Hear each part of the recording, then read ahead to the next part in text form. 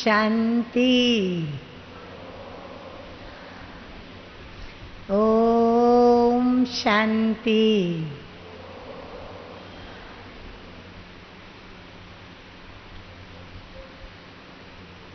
आज की सब्जेक्ट ने साकार बाप दादा की मीठी मीठी याद दिला दी। मैं शुरुआत साकार बाप दादा की इस टॉपिक से संबंधित बात से करती हूँ। आप सभी के बीच में मैं स्वयं को भी बैठा हुआ देख रही हूँ। बिल्कुल छोटी आयु में 13-14 साल की आयु थी और मैं अपनी लौकिक माँ के साथ इस ज्ञान मार्ग में आई। जन्म मेरा निमित्त सायन सेवा केंद्र मुंबई, जो महाराष्ट्र जोन का सेंटर है, और वहाँ पर बाबा की लौकिक बहू ब्रिजेंद्रा दादी तभी संचालिका के रूप में थी। और जन्म मेरा हुआ हमारी प्यारी मीठी मम्मा जगदम्बा माँ सरस्वती से, और फिर पालना के लिए मैं पहुंची। लौकिक माँ से आई मम्मा के तरफ, और मम्मा से फिर मैं पहुंची अपनी सबकी प्यारी बड़ी माँ अलौकिक ब्रह्मा माँ के पास। आप सभी को ये पता ही होगा कि बाबा और मम्मा मुंबई में उनका आना जाना बहुत हुआ। करीब 14-15 वर्ष हमने बाबा मम्मा की पालना बहुत समीप रहते और ली। और ये मेरा पदमा पदम सौभाग्य था कि मेरी हैंडलिंग डायरेक्ट ब्रह्मा बाबा ने अपने हाथों में ली थी। उसके पीछे एक रमणीक कारण भी था, और वो कारण ये था, आप सभी भी नाश्ता करके आए होंगे। अमृत वेले 3 बजे, कोई 3:15, 3:30 सभी उठे होंगे। नाश्ता करके थोड़ा भारी भी हुए होंगे। कोई को हल्का सा नींद का नशा भी होता होगा, कोई को थोड़ा आलस्य आता होगा, कोई को उबासी भी आती होगी, कोई को झुटका आने पर भी होगा। ये सब होता है, परंतु मुझे आप लोगों का एक सहयोग इस बात में अवश्य चाहिए। अगर मेरा बोलते बोलते ध्यान किसी झुटका खाने वाली बहन पर, या नींद करने वाली बहन पर, या फिर आलस्य करने वाली बहन पर, या उबासी खाने वाली बहन पर अगर ध्यान चला गया, जैसे योग में एकाग्रता टूटती है ना, तो ध्यान किधर किधर भी चला जाता है। तो मेरा भी ध्यान जो है वहाँ भंग हो जाता है। फिर वो जो मैं सुनाने के लिंक की पॉइंट होती है ना, वो थोड़ा भूल जाती हूँ। इसीलिए आप सभी मेरी मदद करेंगे, सहयोग देंगे, ठीक है? मेरे ख्याल से अवश्य ही। हाँ, हमारी पीछे बैठी हुई बहनें, साइड पर बैठी हुई बहनें, सभी का मुझे अवश्य ही साथ और सहयोग मिलेगा, क्योंकि कन्यावस्था एक ऐसी चंचल अवस्था है कि हमें किसी भी समय कुछ भी करने को मन कर जाता है।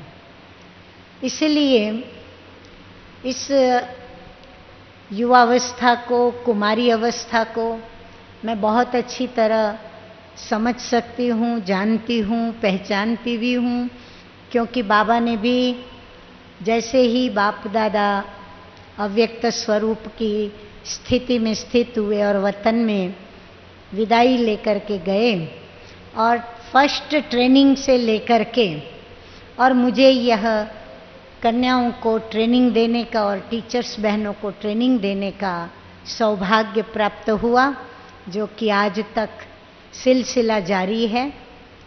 तो मैं बात कर रही थी मुंबई की, तो बाबा और मम्मा मुंबई में अक्सर सर्दी के दिनों में आते थे और 3 मास 4 मास, मम्मा तो एक बार 5-6 मास तक रुकी थी। तो हम जहाँ रहते थे, जिस एरिया में घाटकोपर सेवा केंद्र आता है, वहाँ से बाबा जहाँ रहते थे वो स्थान करीब 1-1.25 घंटा लग जाता था पहुँचने में, परंतु हम रेगुलर बाबा की मुरली सुनने सुबह सुबह पहुँच जाते थे। फिर मैं शाम को भी वापस जाती थी और वहाँ पर आने वाले नए नए जो जिज्ञासु होते हैं उन्हों को मैं 7 डेज का कोर्स कराती थी। बाबा भी वहीं होते थे, तो बाबा को भी हम समाचार रोज़ का रोज़ सुनाते थे कि आज जिज्ञासु जो आया उसका ऑक्यूपेशन क्या था, कितना रुचि से उसने सुना, फॉर्म भराया, उसने फॉर्म में क्या लिखा, फिर उसके पश्चात हमने उनको क्या लेसन कराया। तो वो थोड़ा समाचार हम बाबा को ज़रूर सुनाते थे। तो जिज्ञासुओं को अटेंड करते करते कभी कभी 8 भी बज जाते थे। तो स्वाभाविक है कि हम ट्रेन से बस से जाते थे तभी, क्योंकि सुबह तो पिताजी, लौकिक पिताजी साथ में होते थे तो कार में आना जाना हो जाता था, लेकिन शाम के टाइम पर हम ट्रेन और बस में आते थे और जाते थे। तो जब बाबा के पास छुट्टी लेने जाती थी कि अभी मैं जा रही हूँ, तो बाबा पहले तो सब पूछते थे कुछ खाया पिया, भोजन किया कि नहीं, तो मैं बताती थी उस हिसाब से।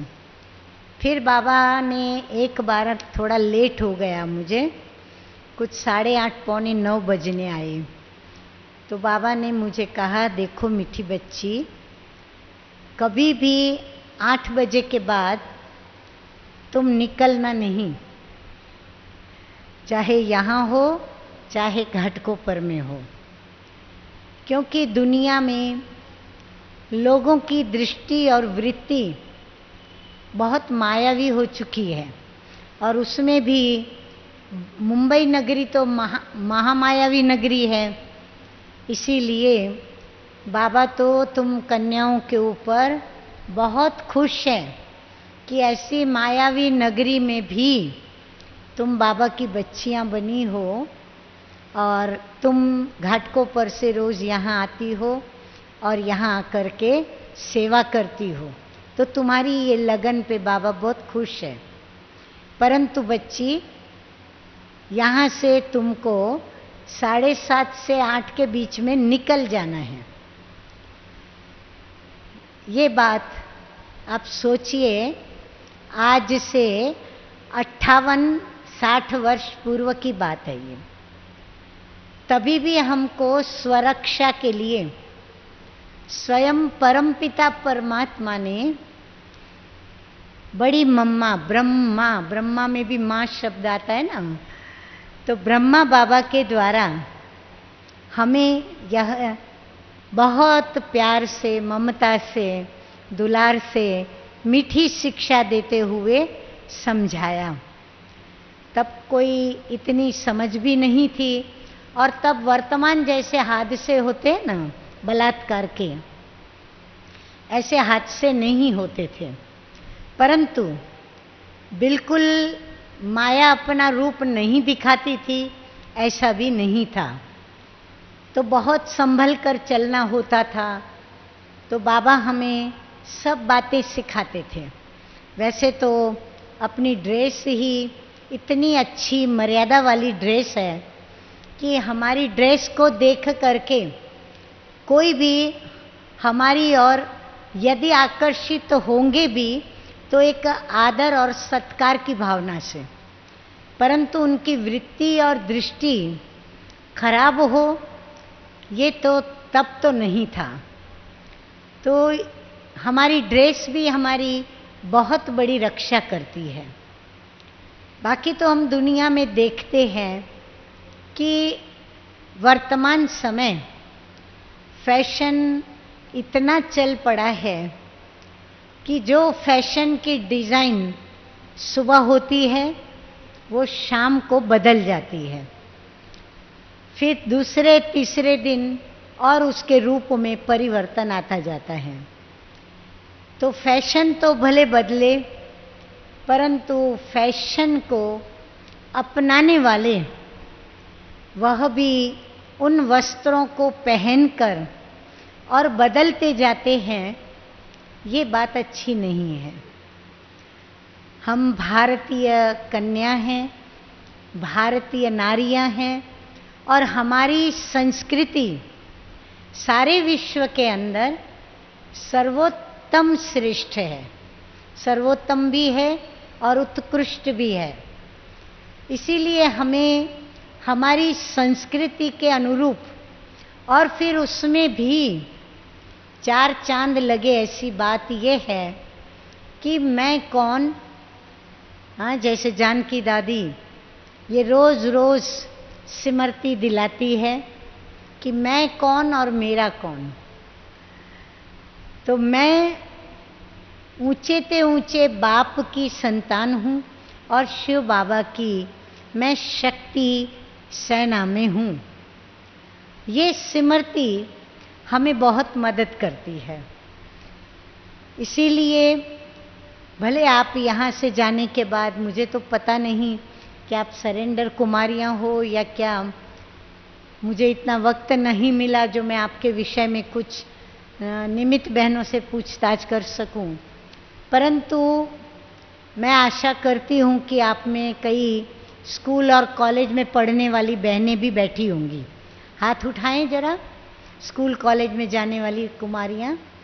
अच्छा, और जो जॉब करती हैं वो कन्याएं हाथ उठाएं। तो आप लोगों को अपने लौकिक घर को छोड़कर पुरानी दुनिया के अंदर जाना ही पड़ता है, और वहाँ जाते हैं तो आपको अंदर में ये संकल्प भी रहता होगा कि हम रंगीन वस्त्रों में जाएं। परंतु मुझे याद है कि उस समय भी बाबा के पास जो कुमारियां आती थी, इतना नशा रहता था उनको कि वो कुमारियां वाइट ड्रेस पहन करके जाने में प्राउड अनुभव करती थी, क्योंकि उस ड्रेस में उनको रिस्पेक्ट बहुत मिलती थी। वो रिस्पेक्ट सिर्फ उनके जो जहाँ जॉब करती हैं उसी स्थान पर मिलती थी, बॉस के पास या मैनेजर के पास या स्टाफ का जो बड़ा हो उनके पास या जो भी साथी उनके होते थे उनके पास। इतना ही नहीं, लेकिन बस में जाएंगी, ट्राम थी तभी तो, ट्राम में जाएंगी या ट्रेन में जाएंगी, अगर बैठने की जगह नहीं तो वाइट ड्रेस में देख करके वो तुरंत उठ करके उनको स्थान देते थे। इतना रिस्पेक्ट उनको मिलता था, जिस कारण भी वो ड्रेस पहन करके जाती थी। बाबा की बच्चियां थी और वाइट ड्रेस में वो उनको देख करके और वो लोगों को एक चांस मिलता था सेवा करने का, तो इसीलिए भी वो पसंद करती थी। और दूसरा, वो स्वयं को ब्रह्मा पुत्री, ब्रह्मा कुमारी भी समझती थी और बाबा में उनका निश्चय भी था, नशा भी था, इसीलिए भी वो वाइट ड्रेस पहन करके और जाती थी। और ये वाइट ड्रेस उनको स्मृति भी दिलाती थी, मैं कौन हूँ, मैं किसकी बच्ची हूँ और मेरा असली स्वधर्म और मेरा स्वकर्म या मेरा कर्तव्य क्या है। भले मैं जॉब करती हूँ या जो कुछ भी करती हूँ, परंतु मैं सिंप्लिसिटी मेरी पर्सनालिटी है, प्यूरिटी भी मेरी पर्सनालिटी है, और वो सफ़ेद वस्त्रों में बहुत अच्छी तरह से झलकती है। परंतु सबसे बड़ी बात, जो विकारी वृत्ति से भरी हुई जो लोगों की दृष्टि, जिन निगाहों को हम बिल्कुल बर्दाश्त नहीं कर सकते, उन नज़रों से हम बहुत बचे हुए रहते थे। उनकी नज़रें हमारे प्रति एक शुद्ध और शुभ दिखाई पड़ती थी। मैं आपको बताऊं कि और ही जब हम रास्ते से गुजरते थे, अगर रास्ते में कोई ऐसे फ्रेंड्स आपस में खड़े हैं तो वो थोड़ा साइड हो जाते थे।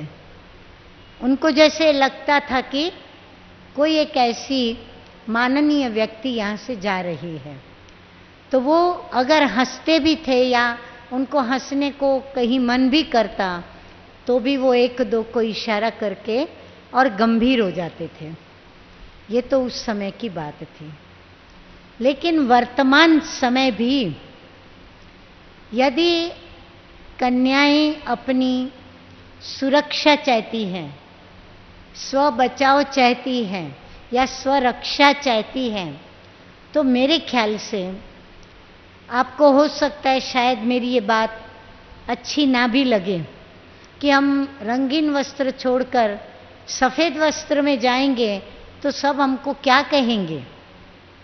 किसी का कुछ टॉन्ट सुनना पड़ेगा, कोई क्या कटाक्ष हमारे प्रति करेगा, कोई हमारी उपेक्षा भी करेगा। तो इसीलिए हम थोड़ा लोक लाज से, ऑफिस स्टाफ से या उनसे थोड़ा कतरा करके भी, संकोच करके भी हम वाइट ड्रेस को नहीं अपनाएं। या फिर कहाँ कहाँ अपना भी एक शौक़ रहता है कि हमें नित नए नए डिज़ाइन के या लेटेस्ट जो भी फैशन है, वो फैशन में जितनी मर्यादा से हम ड्रेस पहन सकें, हम वो ड्रेस पहने। ये एक अपना शौक़ भी होता है। परंतु यदि मुझे ब्रह्मा कुमारी ही बनना है और ब्रह्मा कुमारी बन करके यदि मुझे विश्व सेवा में ही अपनी जीवन लगानी है, तो जैसे लक्ष्य होता है वैसे हम अपने में लक्षणों को लाते हैं, या फिर ऑटोमेटिकली भी वो लक्षण हमारे अंदर आते जाते हैं, या फिर जो आदर्श ब्रह्मा कुमारी होती है, हमारा ऑब्जर्वेशन ऑटोमेटिकली उनकी ओर जाता है और हम उनको देखते रहते हैं। जैसे हम लोग हमेशा ही जो भी हमारी आज जो दादियाँ बन गई हैं, जो दीदियाँ थी, और जो दीदियाँ बनी वो उस समय बहनें थी, तो हम उन्हों को देखते रहते थे कि वो क्या पहनती हैं, कैसे पहनती हैं, कैसे बैठती हैं, कैसे उठती हैं, क्योंकि बाबा ने इन लोगों के अंदर हर प्रकार की मैनर्स डाली हुई थी। 2 प्रकार के मैनर्स हम लोगों को धारण करने होते हैं। एक बाहर मुखता के मैनर्स, बाहरी दुनिया में लोगों के बीच में जब हम रहते हैं तो वहाँ हमारा बिहेवियर, चाहे नैनों का, खुद के सजने का, खुद की बॉडी लैंग्वेज, या फिर हमारा बोल चाल, व्यवहार, संपर्क, संबंध, उसमें हमें कैसे बोलना, कैसे उठना, कैसे बैठना, कैसे बातचीत करना, कैसी औपचारिकताओं में चलना, ये सब बातें सीखने की होती है। और उसके लिए स्पेशल स्कूल होती है, कंपनीज होती है, जहाँ पर ये भी एक कोर्स चलता है, जहाँ उनको चलना सिखाया जाता, बैठना तमीज से सिखाया जाता, मॉडर्न स्टाइल सिखाई जाती।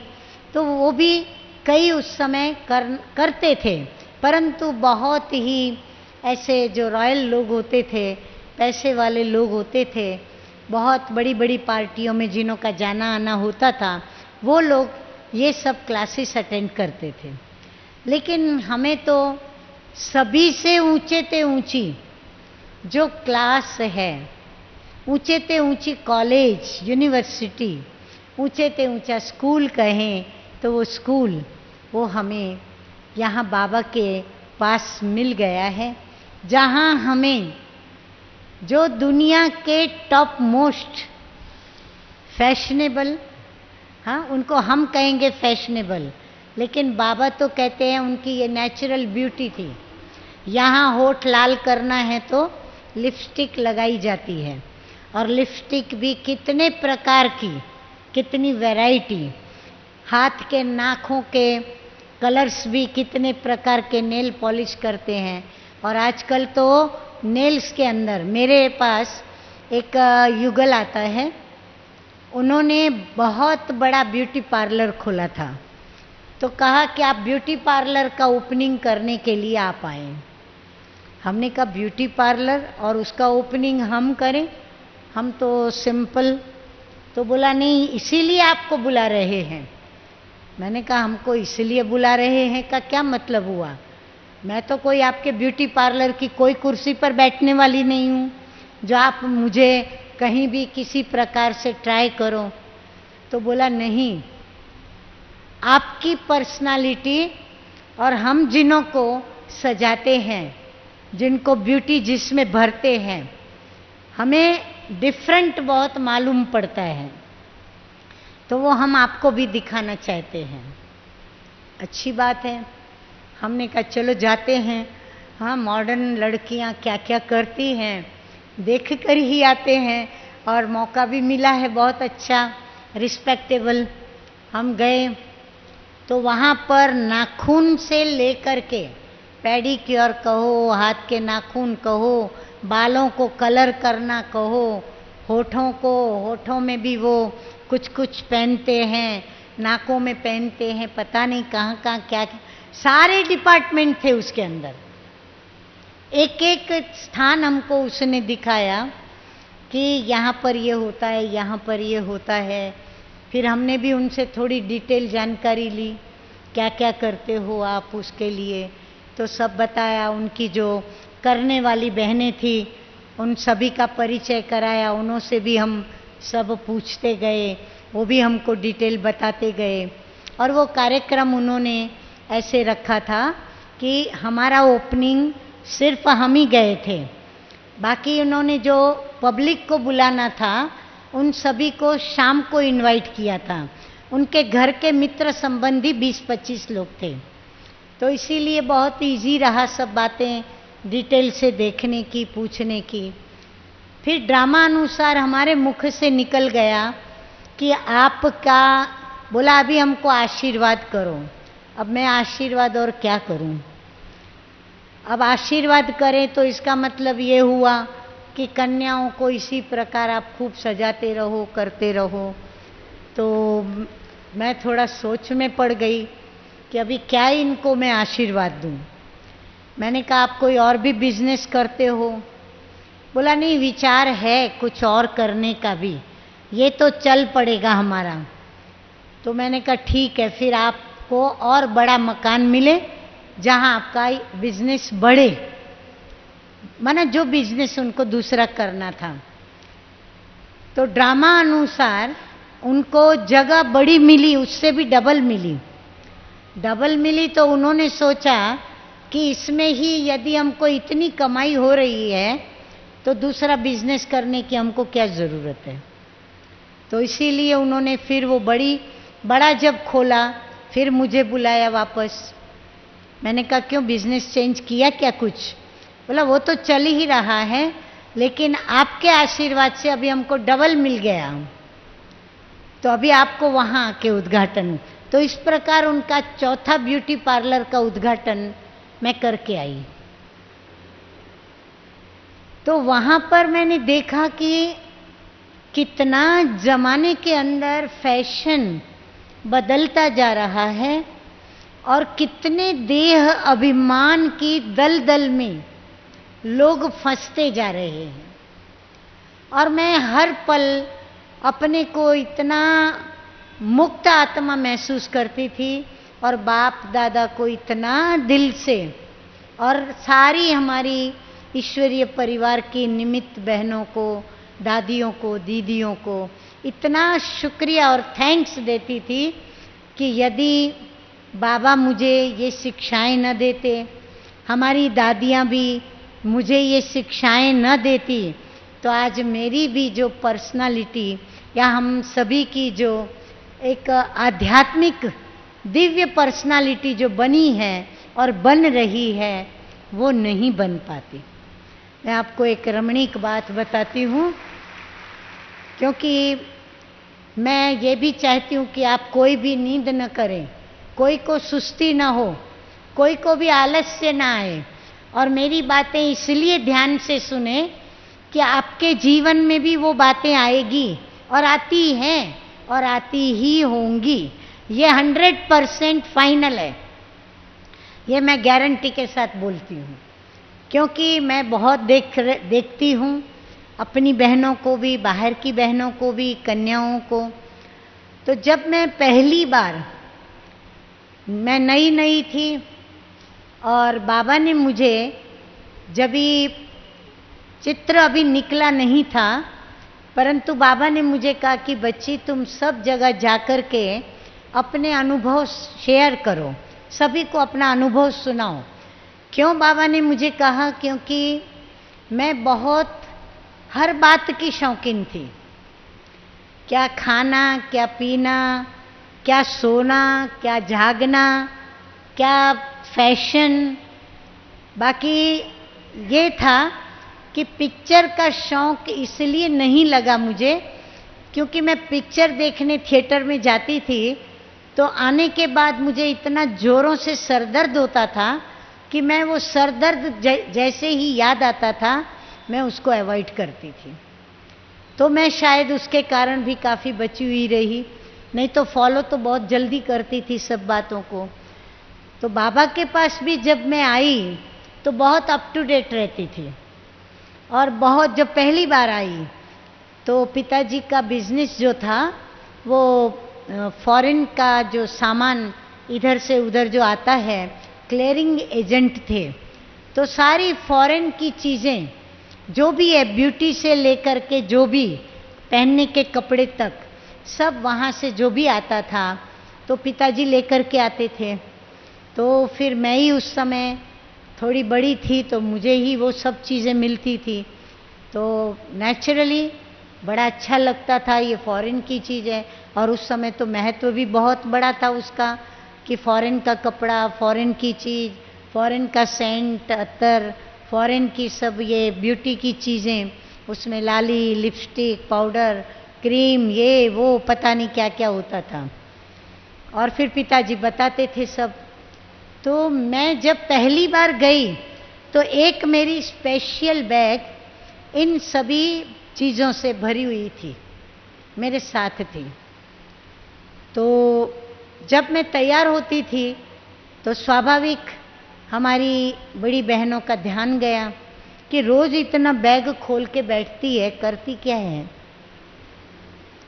मैं तो नंबरवार अपनी चीज़ें उठाती जाती थी, क्रीम लगाया, एंजल फेस लगाया, फिर पाउडर लगाया, फिर काजल की पेंसिल ली, आंखें भी सुंदर बना दी, सब कुछ, फिर सेंट बेंट भी लगाया, सब किया, तैयार होती थी बहुत अच्छी तरह से।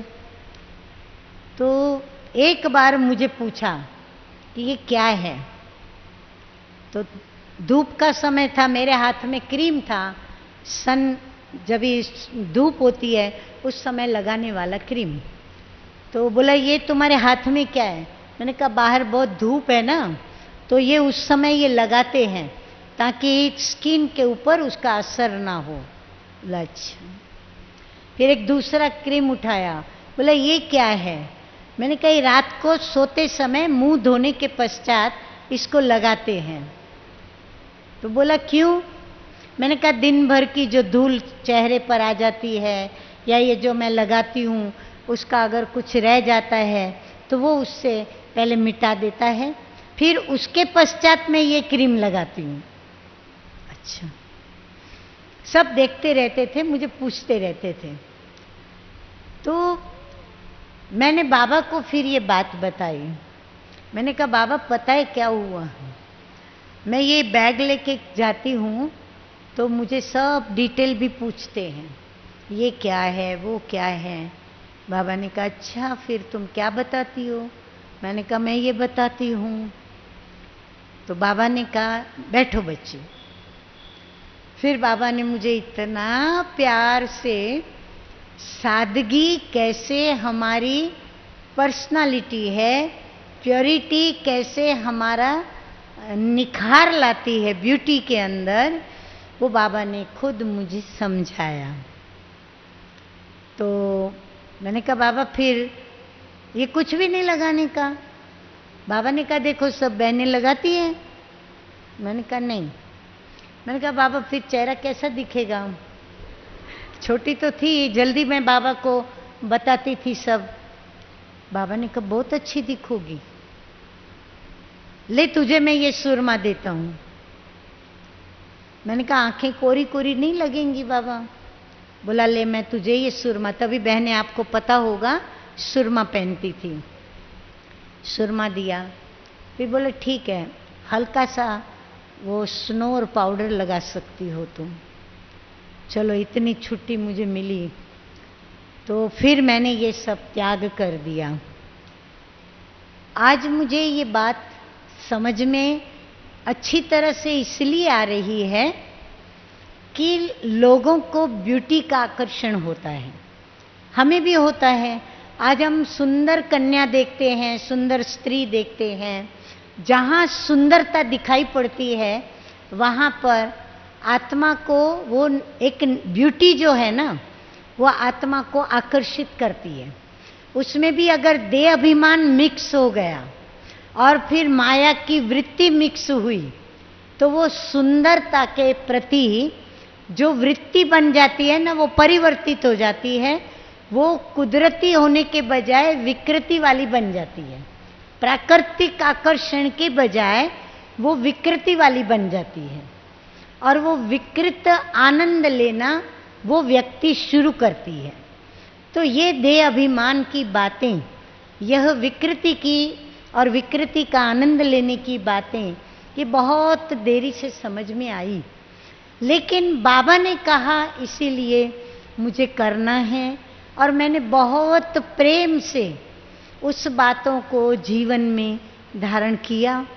और फिर जब बाबा ने मुझे 17 साल के करीब हुआ होगा, फिर जो चित्र छपा उसमें बाबा ने बिठाया। तो जब hear no evil, see no evil, talk no evil के लिए बिठाया। हिस्ट्री तो बहुत है मेरे पास, 14-15 वर्ष में मैं बाबा के अंग संग बहुत रही हूँ, इसीलिए मेरे पास मीठे मीठे बाप दादा की यानी प्यार के सागर के प्यार की ही बातें मेरे पास बहुत है। मेरी उम्र भी तो प्यार लेने की ही तो थी, तो इसीलिए मैं भी खूब प्यार बाबा से लिया और बाबा ने भी खूब मेरे पर प्यार अपना लुटाया। तो चंचलता उस समय भी मेरे अंदर थोड़ी थी। चंचलता में ये होता था कि स्कूल कॉलेज में जाते हैं तो थोड़ा हंसी कुदी में उड़ाना किसी को, सभी अभी पता नहीं क्या शब्द बोलते होंगे, लेकिन कोई बहुत सिंपल व्यक्ति होती थी तो उनके लिए मीराबाई शब्द तभी यूज़ करते थे। तो अभी ये बात मेरे पर भी आकर के पड़ी। जब मैं कॉलेज में जाने लगी तो कॉलेज में सभी लड़कियां मुझे वाइट ड्रेस में देख करके और मेरी मजाक करने लगी और बोले देखो मीराबाई आ रही है, अभी मीराबाई आएगी हमें कुछ न कुछ ज्ञान बताएगी, तैयार हो जाओ। परंतु मेरा स्वभाव रमणीक था तो मैं उनको सामने से कहती थी लो मीरा आ गई, अब भजन भी सुनना होगा आपको। मीरा के तो भजन होते हैं, तो आपको फिल्मी भजन सुनाऊंगी क्योंकि आपको फिल्मी गीत पसंद है। आप मेरा भजन तो सुनोगी नहीं, ये मुझे पता है। बोलो आप ऑफर करो, आपका फिल्मी भजन मैं आपको सुनाऊंगी। तो मैं उनके साथ थोड़ी मिक्स हो जाती थी। फिर तो आपको पता है मैं काफ़ी बीच में मोटी भी हो गई थी।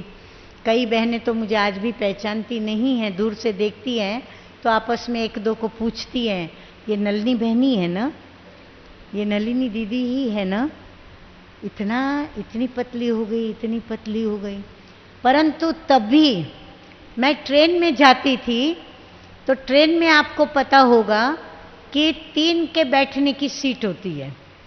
तो अगर मैं बैठी ना तो 3 बैठेंगे बड़ी मुश्किल से लग लग के, चौथी तो कभी नहीं बैठ सकेगी, और पतली होंगी तो 4 बैठेंगी, और मैं जहाँ से गुजरेगी वहाँ 1 वे करना पड़े।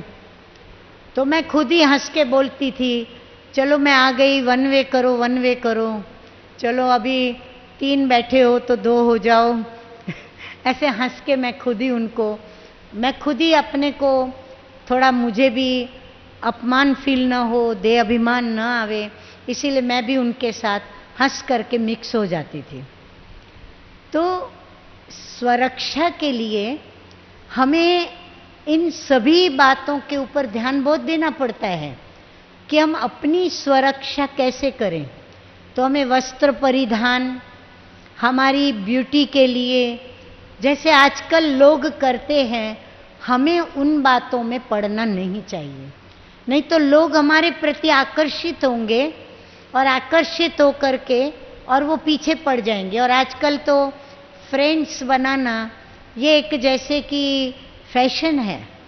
अगर आपको फ्रेंड नहीं, कॉलेज में पढ़ती और आपको फ्रेंड नहीं, तो आप बिल्कुल गांव की कोई गंगा बहन या जमुना बहन हो, या तो पता नहीं कुछ कुछ भी नाम वो लोग देते हैं, तो वो लोग बहुत बुरा मानते हैं। तो इसीलिए फ्रेंड होना भी बहुत ज़रूरी है। परंतु वही फ्रेंड धीरे धीरे, वो मित्र धीरे धीरे कैसे जीवन साथी बन जाता है, उनको भी पता नहीं चलता। तो इसीलिए हम अपना फ्रेंड बाबा को बनाएं। बाबा ही हमारा फ्रेंड, बाबा ही हमारा सब कुछ। आंख कभी भी किसी में डूबनी नहीं चाहिए। अगर थोड़ा भी कहीं किसी की सुंदरता पर, किसी की स्टाइल पर, किसी की अदा के ऊपर, किसी की विशेषता पर, किसी के गुण पर, किसी के और कोई विशेषता के ऊपर यदि अट्रैक्ट हुए यानी प्रभावित हुए, तो समझो गए काम से। इसीलिए अपने को बाबा से आप इतना अट्रैक्ट रखो, इतना आप बाबा से जुड़ जाओ, जो आपकी स्वरक्षा बाबा आप ही करता रहेगा और आपकी स्वरक्षा होती रहेगी। आपको अपनी स्वरक्षा के लिए इतना ही करना है, आप अपने सिंपल ड्रेस में रहो, ना आपका अंग ज़्यादा दिखे। मैं ये नहीं कहती हूँ लंबी बाई का पहन के या ब्रह्मा कुमारी ड्रेस में आप चली जाओ, लेकिन यदि हो सकता है तो आप वाइट यूनिफॉर्म या वाइट ड्रेस, या आप अपना जो कुछ भी पसंद करो पहनने का, वो आप वाइट रखो। आपकी टांगें ना दिखे, आपके बहुत हाथ ना दिखे, और बातचीत करने में आप अपनी गंभीरता का एक स्वरूप रखो, ऑफिशियल रूप रखो थोड़ा। अगर ऑफिशियल रूप आप नहीं रखेंगे और आप अपनी कुमारी स्वभाव की जो चंचलता है या रमणीकता है, यदि आप उसी रमणीकता से और चंचलता से, और आप थोड़ा शर्मा के और आप अपनी उस नटखट क्रियाओं से अगर उनसे बातचीत करेंगे, तो देखो अट्रैक्शन तो होगी ही, और वो अट्रैक्शन आपके द्वारा ही उनके पास पहुंचती है और आप अपना नुकसान कर बैठती हो। आप अपने लिए जैसे खड्डा खोद के रखती हो, ये आप पक्का समझ लो। इसीलिए अगर आपको प्रेम करने की दिल है कि कोई आपका प्रेमी हो, किसके साथ आपका अफेयर हो, या आपका कोई फ्रेंड हो, आप अपनी सहेलियों के मुख से सुनते हैं, उनकी बातों को सुनकर आपको भी अंदर में आता है कि कुछ हमारा भी जीवन के अंदर ऐसा कुछ कुछ हो। मेरे ख्याल से तो नहीं होगा इधर, ऐसी आशा करती हूँ, परंतु फिर भी कभी वो स्वभाव उछल के बाहर आवे या कभी आ सकता है, और आ जाए उसके पहले ही अपनी स्वरक्षा ये करो, सर्व संबंधों से आप प्रभु से जुड़ जाओ। आप बाबा को अपना जीवन साथी बना लो, आप बाबा को अपना प्रेमी बना लो, आप बाबा को अपना माता पिता पति सखा बंधु प्रेमी साजन। फिर आप देखो आपको अव्यक्त रूप में भी बाबा के इन सभी रूपों का अनुभव होगा। हमने तो साकार रूप में बहुत अनुभव किए, लेकिन आप लोगों को अव्यक्त रूप में भी ये अनुभव आएंगे। आप उसमें घबराना नहीं, डरना नहीं। कभी इत्फाक से मनसा चल गई तो हीनता के भाव में भी नहीं आना। उम्र का भी तकाजा होता है, उम्र का भी प्रभाव होता है, जिसके प्रभाव में आपकी मनसा ही अभी आई है। आप तुरंत बाबा के कमरे में बैठो, बाबा को खुले दिल से बताओ कि बाबा आज मेरे साथ ऐसा हुआ।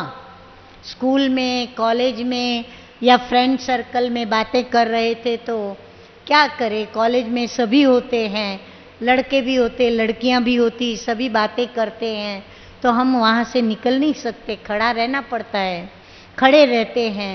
परंतु आज थोड़ी मनसा हमारी विचलित हो रही थी, परंतु बाबा आपने संभाला, अब आगे भी आप ही हमें संभालना। इसीलिए कोशिश करके जहाँ पर आपको आकर्षण होती है उनसे अपने को दूर करो, खुद ही दूर करो, खुद ही खुद के गाइड बनो, खुद ही खुद के ऑफिशियल स्ट्रिक्ट शिक्षक बनो और खुद ही खुद को उनसे बचा के रखो। कितना भी कहे, आप नहीं मानेंगे, मैं जब कॉलेज में थी तो मैं उनके साथ हर प्रकार से, यहाँ तक कि कॉलेज में टीचर बैठी है और हम छिप कर के क्लास से बाहर भी निकल जाते थे, और बाहर निकलने के बाद हम हमारी मनचाही कोई होटल में जाते थे, खाते थे पीते थे, कभी पिक्चर देखने आपस में सहेलियाँ चली गई, जो भी हमें करना होता था हम कर लेते थे। परंतु ये सब बातों की जब समझ आई तो अंदर में बहुत गिल्टी आई कि ये सब हमने ठीक नहीं किया। हमारी सखियां थी, उन्हों के लव अफेयर्स चल रहे थे, उनको भी हमने मदद की थी, उनके लव लेटर्स पहुंचाना, उनके मैसेज देना करना सब किया, और उनके माँ बाप ने हमसे भी पूछा, परंतु बाबा की इतनी दया कृपा थी, तभी भी ज्ञान में नहीं थी मैं, उनका मेरे में बहुत विश्वास था कि अगर ये साथ में है ना तो हमारी बच्ची ठीक रहेगी। तो वो मेरे को पूछते थे। अब आप सोचो मैं कितना उनको जैसे धोखे में रखा, सोचो आप। तो मुझे ये सारी बातें बहुत गिल्टी में लाती थी कि ये ठीक नहीं है। तो मैं जब ज्ञान में आई तो बाबा से मैं बहुत फ्री हो गई थी, तो मैंने बाबा को ये सारी बातें बताई और मैं बाबा को सब कुछ बताने लगी, यहाँ तक कि मेरे मन के अंदर भी यदि कहाँ कोई गलत संकल्प चल जाता था वो भी मैं बाबा के आगे वर्णन कर देती थी। और बाबा मुझे इतना प्यार करते थे। बाबा मुझे पहले ही दिन में मैं बाबा से फ्री हो गई थी, बहुत सारी मैंने बाबा से बातें की और बाबा ने कहा बच्ची तुम बहुत सच्ची बच्ची हो, साफ दिल हो, तेरे पर बाबा बहुत खुश है। तो मेरा उमंग बढ़ गया, मेरा डर नहीं, मेरे से कभी भी मुझे डर नहीं लगा बाबा के पास जाके मैं ये बात बताऊं कि नहीं बताऊं, संकल्प नहीं चला, बस यहाँ बात हुई और मुझे बाबा के पास जाना है, और मुझे जब तक मैंने बाबा को नहीं बताया मुझे चैन नहीं आना है। तो मैं इस प्रकार अपना कनेक्शन और कम्युनिकेशन बाबा के साथ बराबर रखा, और यही बात मैं आप लोगों को इसलिए अनुभव के आधार पर बताती हूँ कि आप लोग अपना कनेक्शन और कम्युनिकेशन बाबा के साथ उतना ही गहरा बनाएं। अभी आप कहेंगे साकार बाबा तो है नहीं सामने, बाबा का कमरा है, और फिर बाबा ने जो निमित्त बनाए हुए जो भी आपके टीचर्स हैं, आप उनको तो बता ही दो, आप मन में मत रखना। यदि मन में रखेंगे तो आप दुविधा में फंसेंगे और अवश्य आप किसी न किसी घटनाग्रस्त हो जाएंगे, कोई न कोई हादसा आपसे हो जाएगा, कोई न कोई गलती आपसे अवश्य छोटी बड़ी हो ही जाएगी। इसीलिए छिपाने का यत्न कभी नहीं करना। जिसके भी आगे आप बता सको आप उनको बताओ, किसके भी थ्रू आप बड़ों तक अपनी बात पहुंचाओ। यदि आपको ये लगता है कि नहीं हम उनको बताएंगे तो उनकी हमारे प्रति दृष्टि क्या हो जाएगी, वो हमको क्या समझेंगे, वो हमको हमारे लिए क्या सोचेंगे। आपको जिनमें भी विश्वास हो, जो भी निमित्त, बहुत सारे हैं यहाँ पर, यहाँ ऊपर मधुबन में आओ, हमारी दादियाँ कितनी रहम दिल हैं, कितनी क्षमाशील हैं, कितना हमको मीठी मीठी शिक्षाएं दे कर के हमें आगे बढ़ाती हैं, हमारी गलतियों को माफ़ करती हैं, आगे के लिए गाइड करती हैं। तो हम किसी भी बड़ों को आकर के अपनी बात बता करके और हम अपना रास्ता निकाल सकते हैं। परंतु एक बार गलती की तो उसके ऊपर बार बार उस गलती को छिपाने के लिए अनेक गलतियां मत करना, नहीं तो वो अनेक गलतियां सिर ऊंचा उठा के आपको यहाँ खड़ा होने नहीं देगी। अभी आप जिस अधिकार से, हक से आज बाबा के घर में आई हो, अपना सिर उठा के रहती हो, ऐसे आप रह पाओगी। अच्छा, दुनिया में तो आजकल कराटे सीखेंगी और भी कुश्ती दाव सीखती हैं, ताकि कोई हमारे पे हमला करे तो हम उनको भगा सके, उनको मार सके, उनको हटा सकें। लेकिन आपको वर्तमान समय कितना नाजुक है, विशेष कन्याओं के लिए। अब वो सुंदरता असुंदरता की बात निकल गई। अभी तो सभी क्या करते हैं, सुंदर हो या न हो, उनको मतलब स्त्री एक उनों के लिए खिलौना है, एक साधन है यूज करने का, अपनी विकारी वृत्तियों को निकालने का। इसीलिए हम किसी का साधन नहीं, हम किसी का खिलौना नहीं, हम कौन हैं। इसीलिए सदा इस स्वमान को याद रखो और हमें अपनी शक्तियों को बाबा से योग लगा करके इतनी बढ़ानी है, इतनी बढ़ानी है कि बाबा कहते हैं विकारी वृत्ति लेकर के वो आपके आगे आवे क्या, लेकिन दूर से ही आपकी दृष्टि उस पर पड़े, उसकी आत्मा वहाँ से ही कांपने लगे और वो आपसे दूर दूर से जावे, आपके सामने आंख उठाकर देखने की भी वो हिम्मत न करे, उसकी वृत्ति का परिवर्तन हो जावे। तो आप सोचो कितना योग रखना पड़ेगा, चलते फिरते उठते बैठते पढ़ाई करते। हाँ, प्रीतम को सदा कहाँ रखा जाता है, दिल में। हाँ, दिल मंदिर में उसकी मूरत को स्थापित कर दो तो सदैव नैनों में बसी रहे बाबा की मूरत, सदैव हमारे होठों पर उनके गीत हो। भले आप पिक्चर के गीत सुनो, एल्बम के गीत सुनो, लेकिन गीतों में भी बड़े अच्छे अच्छे गीत होते हैं जो हमारे प्रीतम शिव बाबा की याद हमें दिलाएंगे, हमारे शिव साजन की याद दिलाएंगे। तो हम ऐसे गीत बजाएं, हम ऐसी ड्रेस पहने, हम फैशन के पीछे न पड़े। हमें यदि फैशन करनी है तो किसको देख के करें, श्री लक्ष्मी, श्री नारायण, श्री राधे, श्री कृष्ण। बाबा कहते हैं ना, उनके पास नेचुरल ब्यूटी है, उनको होठ रंगने नहीं पड़ते, उनको अपने गालों पर गुलाबी लानी नहीं पड़ती, उनको अपने बालों को सजाना नहीं पड़ता।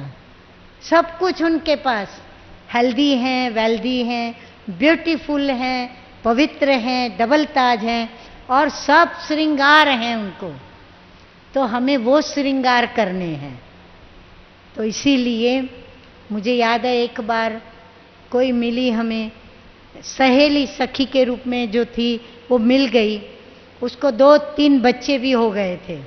तो मुझे भी बहुत समय के बाद मिली, तो उसने जब देखा था तब तो मैं कोई ब्रह्मा कुमारी नहीं थी, तो उसने समझा इसने भी शादी कर ली होगी, इसको भी कोई बच्चे आदि हुए होंगे। लेकिन जब वो मुझे मिली तो वाइट ड्रेस में, तो जब वाइट ड्रेस में मिली तो बोला, अरे ये क्या हुआ? मैंने कहा क्या हुआ? उसने ये सोच लिया, अंदर ही अंदर सोच लिया कि मेरी शादी हो गई और मैं विधवा भी बन गई। मैंने कहा मैंने शादी नहीं की है, मैं कुमारी हूं। तो बोला क्या? मैंने तो क्या समझा कि हमको 2-3 बच्चे हो गए, तुमको भी हो गए होंगे, तुम तो कितनी फैशनेबल थी, खाने पीने की शौकीन, तुमने कैसे शादी नहीं की? मैंने कहा बस जब दिल हमारी लग गई उस प्रभु से तो फिर हमारी नजरों में कोई बसा ही नहीं, कोई हमें अच्छा ही नहीं लगा।